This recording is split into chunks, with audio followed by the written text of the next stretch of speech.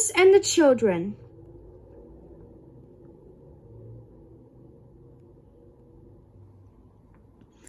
Have you ever heard of Thomas the Tank Engine? If you have been around little kids between the ages of 2 and around 7 or so, I'm sure you have. My son adored Thomas so much so that he could name every single train, knew what color they were, and the number they had painted on them. I was glad when I heard that he was coming to visit me over the summer, but I had a ton of work to do, so I brought him a Thomas DVD. The cover looked innocent enough. What was also interesting was that Thomas was smiling and little wooden children were waving their arms out of the windows of his coaches. The DVD was called Thomas and the Children.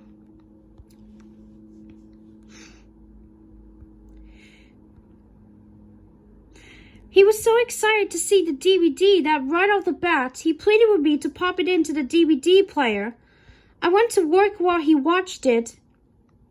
After a few hours, he came into my office looking as pale as a sheet. His voice seemed very weak.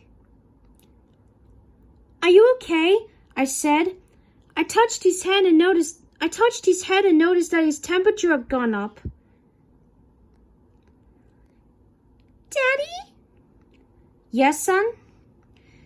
"Why did Thomas kill the children?"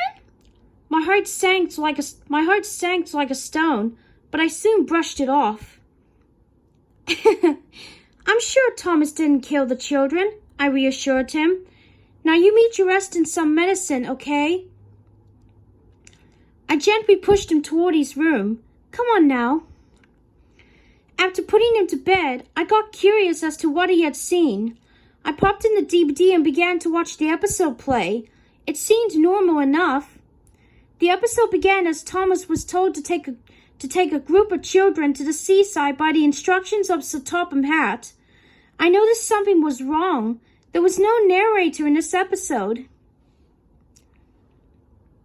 The episode then showed Thomas picking up the little wooden children and showed every single one of them climb on board. Then there was a scene with him zooming down the rails like he always did, and the kids were cheering. But up ahead, Bertie the bus was stuck on the level crossing, moaning for someone to help him. This is when the episode got strange. Bertie stared at Thomas in fear, but Thomas just smiled and he sped up. He laughed and the kids were crying with tears coming down from their wooden faces.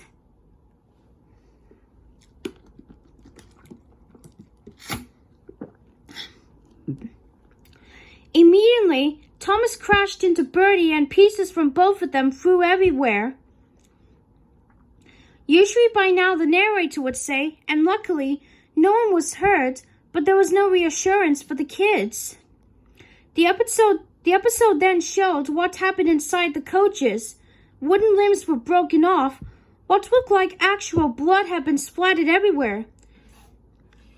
We see brief shots of their heads ripped off and tears painted upon their faces.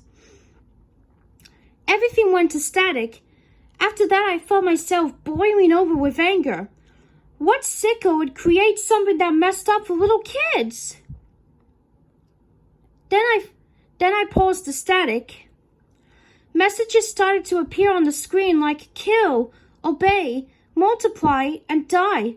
I watched the static and more different messages flashed on the screen, and on the bottom, on one of them said, "Rest in peace, Thomas." I threw the accursed thing in the trash after breaking it in half. I would not expose my child to any more of that trash.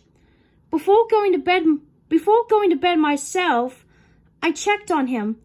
He was happily asleep and snoring, clutching his teddy. Oh, that's so cute. I had nightmares from this. One where the children came into my room, but they were lifelike and as tall as a normal person.